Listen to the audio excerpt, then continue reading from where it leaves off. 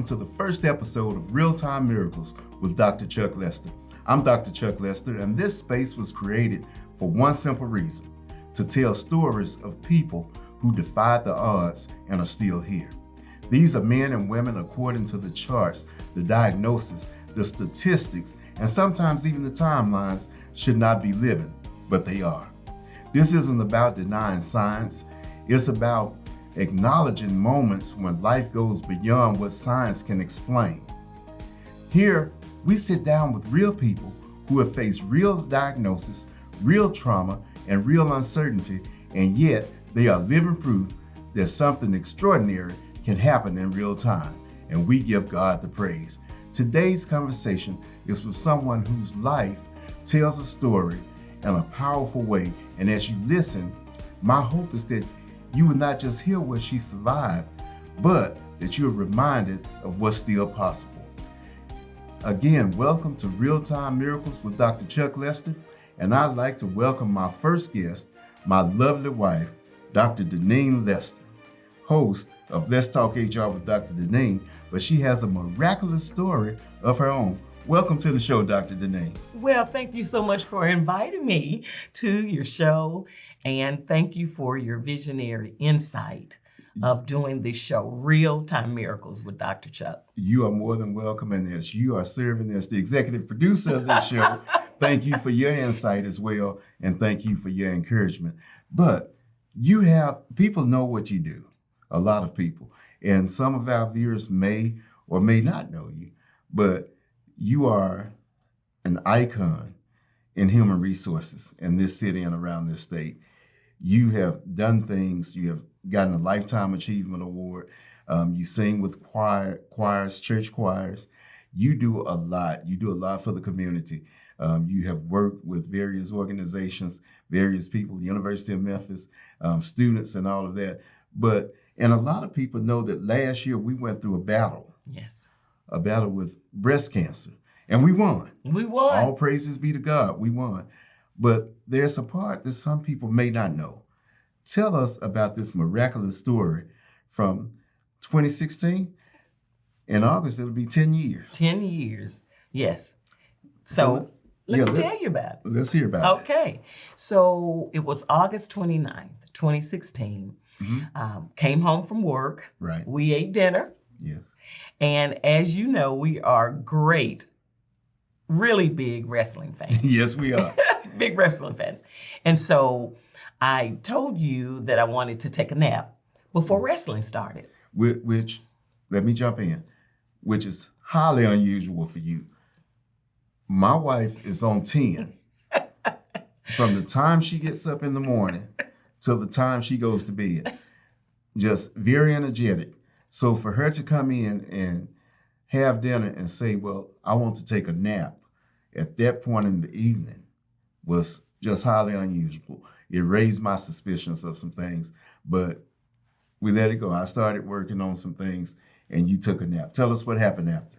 After that, you were working on your computer. I took a nap, and about 2 hours later, I woke up and I said, honey, I thought you were going to wake me up so I could watch wrestling. And you said you were sleeping so well, but you asked me this question. Listen, how are you feeling? Yeah. And I said, I'm feeling fine. Yeah. And you said to me, I think we need to go to the hospital. Right.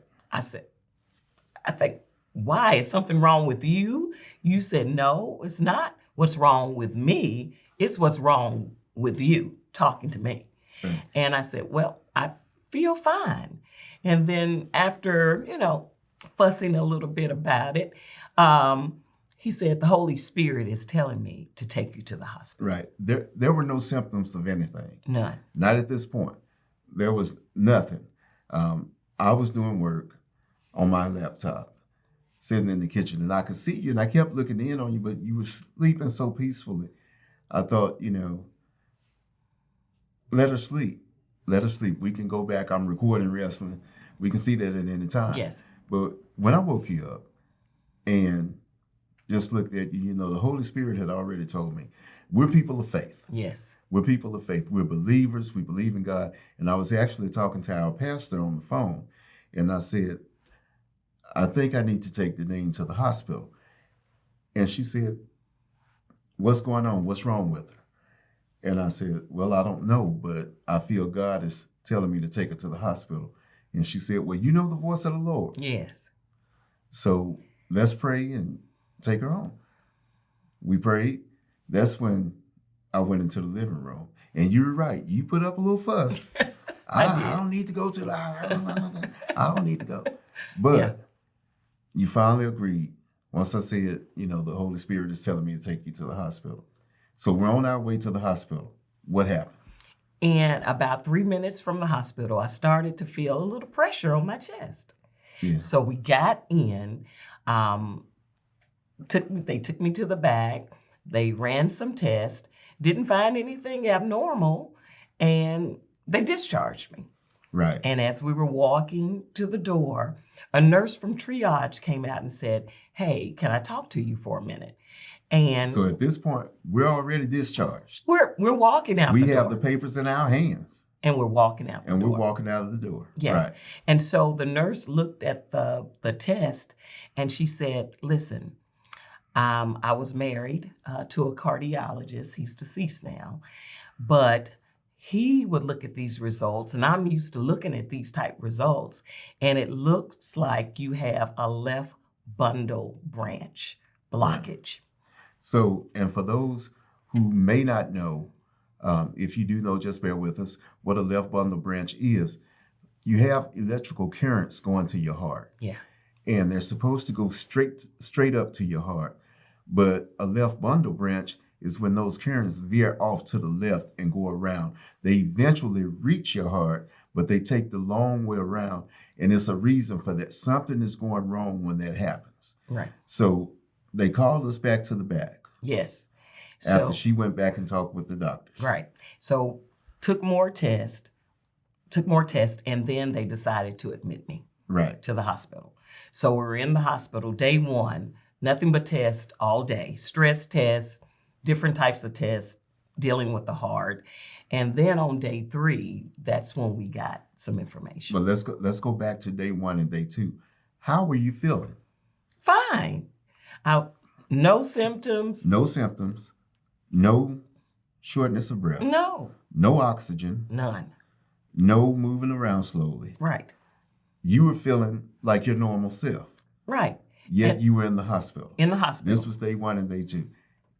And they ran more tests during those days. Stress tests. Yes. Regular stress tests and a nuclear. Yes, that's right. Okay. No heart attacks, anything like that. Nothing. But then on day 3, that's what you were getting at. Tell us what happened on day 3. On day 3, I was told, the doctor came in and said, you are a very sick woman. Mm-hmm. Your heart is very weak. Very weak. Your ejection fraction was in the 20s. Right. And it's supposed to be between 50 and 75. Between 55 and 75. Yes. And yours was in the low 20s. Yes. They came in, they told us that. Yes. How did you feel at that point? I know how I felt. How did you feel? I was in total shock. Mm-hmm.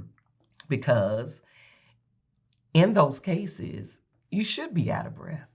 Right. You shouldn't be able to walk. Right. But I'm human, and it startled me. We looked at each other. We began to pray at that point. Mm-hmm. So I was very, very upset. So this was the hospitalist that came in and gave us the news. Yes. Not the cardiologist, but the hospitalist. Yes. And we could see the look on her face, if you remember. There was something wrong, and there was something major. Mm-hmm. So the cardiologist came in afterwards. Yes. Okay.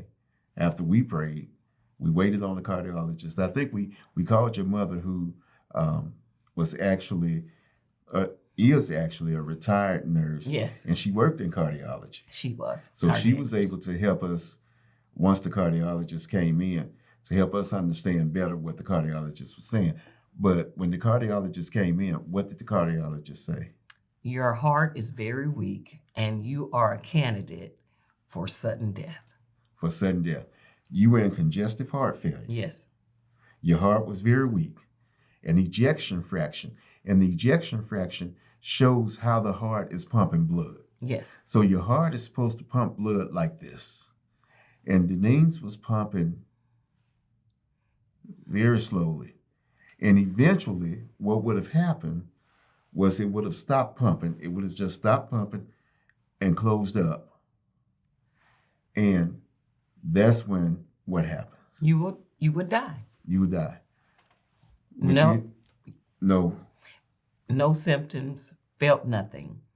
And in that situation, you could be walking and then your heart stops and you drop and die. You drop and die. So no, take me to the hospital. No, I don't feel well. Yes. You could be in mid-sentence Mm-hmm.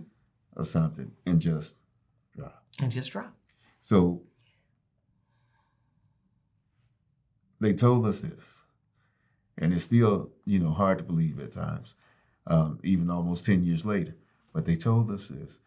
And how did you feel when they told you you were at risk for sudden death? I was in total shock. Mm-hmm. But after getting over the shock, Mm-hmm. I had to go back to what I know, to what I sing about, and that was my faith.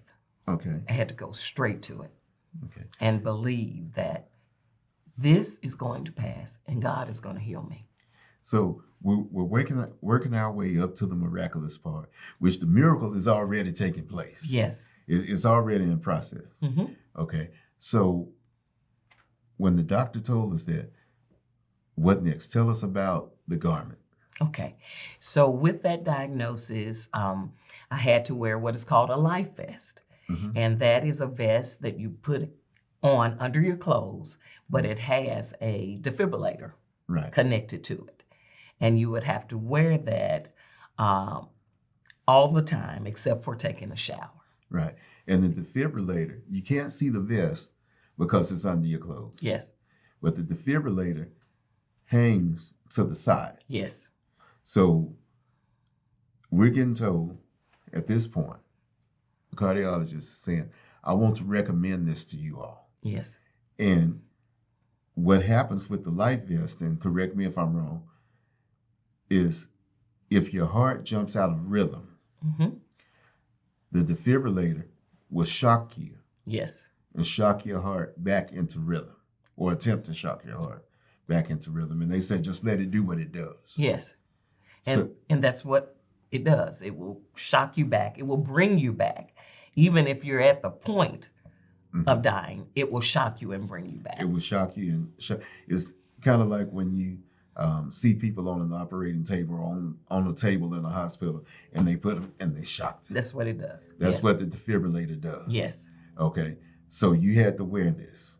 We went home with this. Mm-hmm. Okay. And I remember you were still feeling fine, Mm-hmm. Still no symptoms. but I remember them asking me, why didn't you bring her to the hospital sooner? Yes. I remember them I want to use the word interviewing.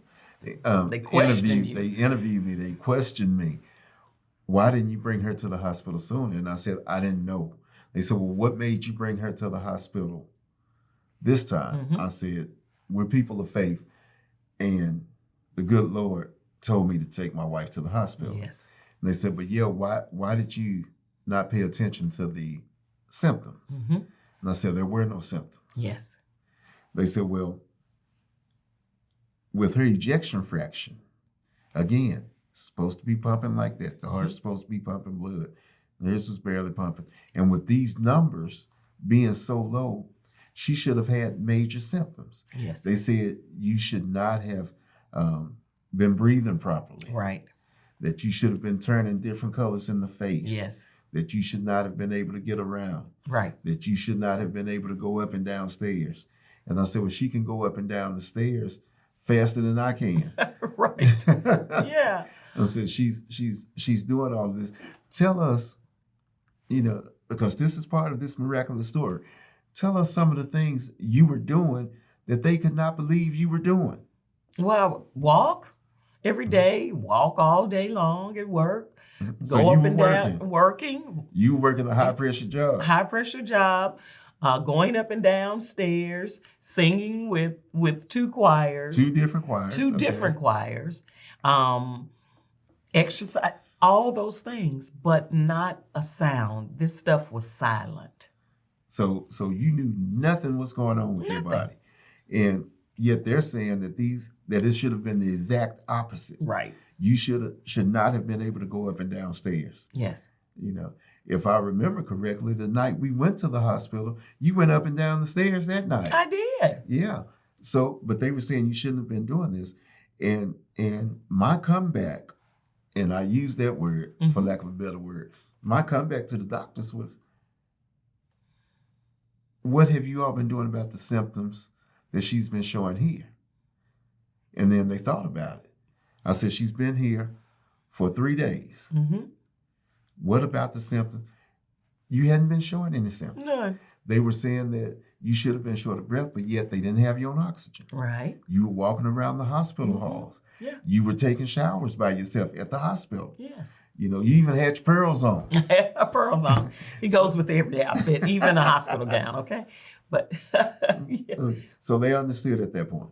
So, you know, they didn't understand why you weren't having symptoms, but they understood that you were not having symptoms. Right. So we get home. You're in the life vest. Tell us about home. Were you still doing the same things? Still doing the same things at home, but I did start to feel depressed because I had to wear this life vest Yes. that had this defibrillator attached to it. I never forget my aunt, who is also a medical professional, been in the field for 40 plus years. She had come down, and we were about to go to church. And you didn't want to go to church. I did not want to go to That's church. the first time since I have known you, and it's now been probably 25 years, but I have never known you not to want to go to church. Right. But you didn't want to go. Why? Because I had this defibrillator attached. They couldn't see the vest, but they but they could could see the the defibrillator. defibrillator. Yeah. So then Aunt Garnett comes into the room. Yes. And she says, I said, I don't think I'm gonna go to church. She said, why? I said, I just don't wanna have this defibrillator. She said, go and get me one of your fashionable scarves. I said, why? Go get me a fashionable scarf. She took it and wrapped the defibrillator up. And after she finished, it looked like a nice crossbody purse. So my wife is into fashion. My wife likes to be well dressed at all times. She loves her pearls. She loves a little bling bling. So when they fixed this up, Oh, yeah. it looked like a purse. It looked like a purse. And many people at church and at work or whatever, unless we told them, they didn't know what it was. Oh, no, they thought it was just like, what a nice crossbody. Where did you get that? I said it was designed by my aunt. Okay.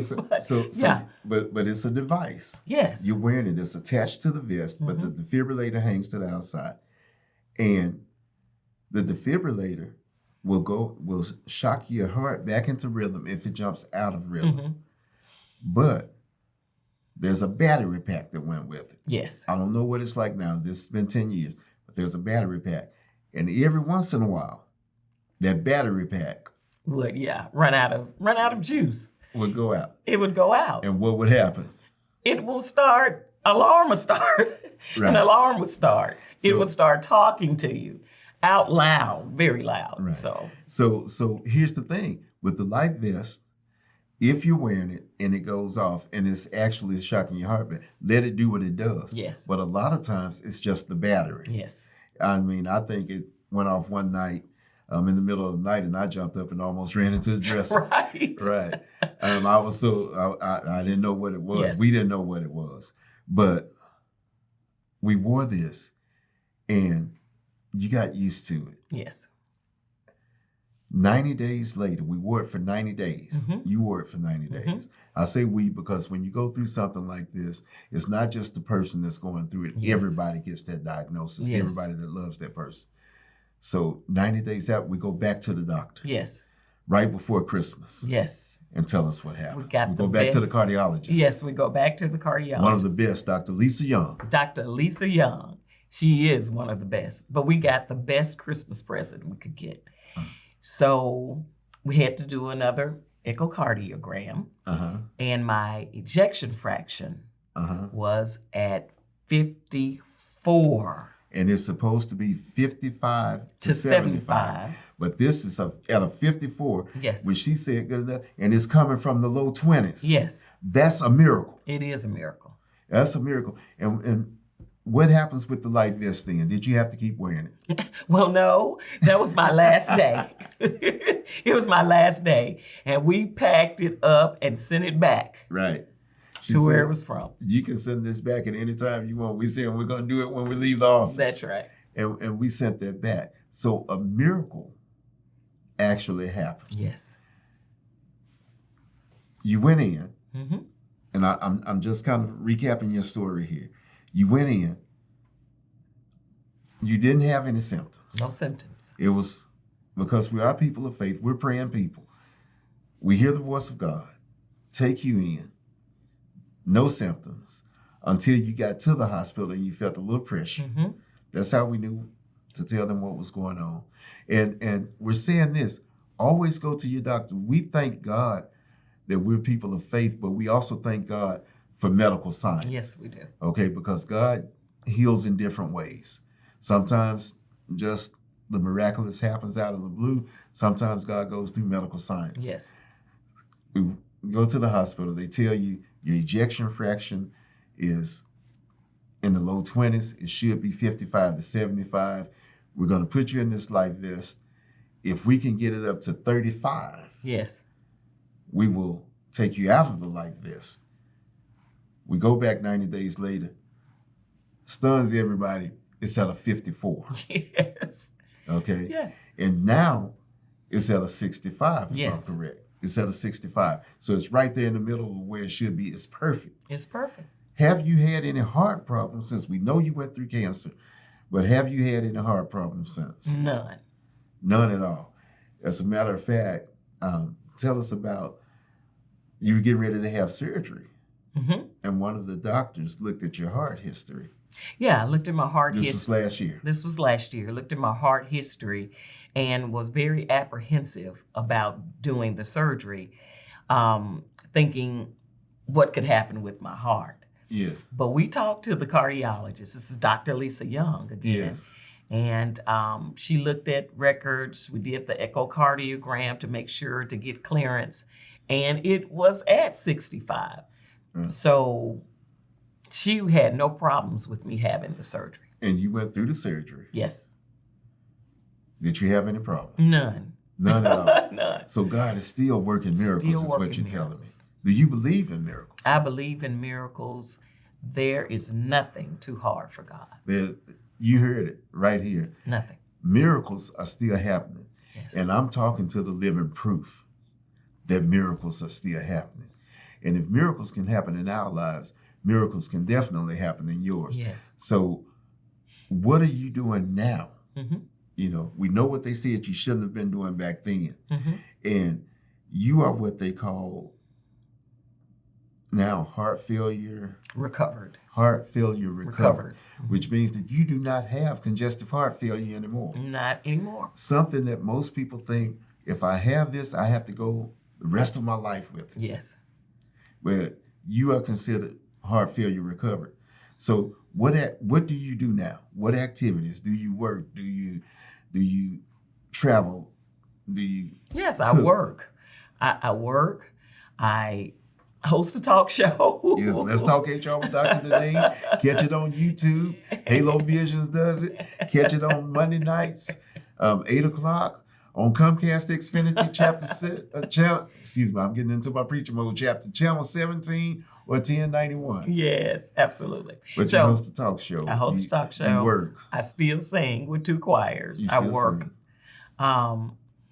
I cook, Yes, you do. and I do everything that I did before all of this happened, And even more. and even more. As a matter of fact, we traveled over the holidays. Yes. Well, I want to say this, Dr. Deneen. I want to say this as your business partner, as your friend, as someone who respects you highly, but most importantly, as your husband.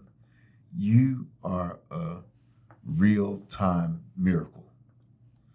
It is an honor to serve with you in ministry. It's a pleasure. You are the love of my life, to be married to you, and you are a champion. And this show will air in February. Yes. Which is Heart Month. Yes, America's Heart Month. Yeah. And I'm telling you, you look beautiful in your red, representing all heart patients well. So if there's anything you want to say to anyone who's going through anything with their heart or any situation really about a miracle, what would you say to them? I would say there is nothing too hard for God. There is nothing that he can't solve. That to have unwavering faith, yes, regardless to what it looks like, what the symptoms may supposed to happen, regardless to what it is, have unwavering faith. Trust in the Lord. Have a support system. My husband was such a support to me. And I believe that was some of the reason why I was able to recover, is because of that support. But God is always in control. Unwavering faith, regardless what it looks like, regardless the circumstances. Trust in the Lord. That's right. The word says he'll keep you in perfect peace. Yes. Those who keep their mind stayed on him. So we can't always, like you just said, look at our situation or look at our circumstances. You know, we see that, but we have to look towards our God. Yes. And our God will put us with the right people to help us Yes. to achieve accomplish what we want to, but more importantly, to help God's will be done. Let me tell you this. This is the first episode, won't be the last, of Real-Time Miracles with Dr. Chuck Lester. And again, I'm talking to Living Proof. We did a book. I authored a book, A Real-Time Miracle. And my wife, Dr. Deneen, did Wife Hacks, where she gives her account of my story. I want to tell you, I know you have a copy, but on this show, I want to present this to you. Thank you so much. I want to thank you for being my first guest. And I want to tell all of you out there, you will see this show again. You can watch it on YouTube. We will air it twice in February on Comcast Xfinity Channel 17 and 1091. Be blessed, trust God, and watch your miracle happen. Keep trusting God. God can and God will. God bless you and God keep you. Thank you for joining us.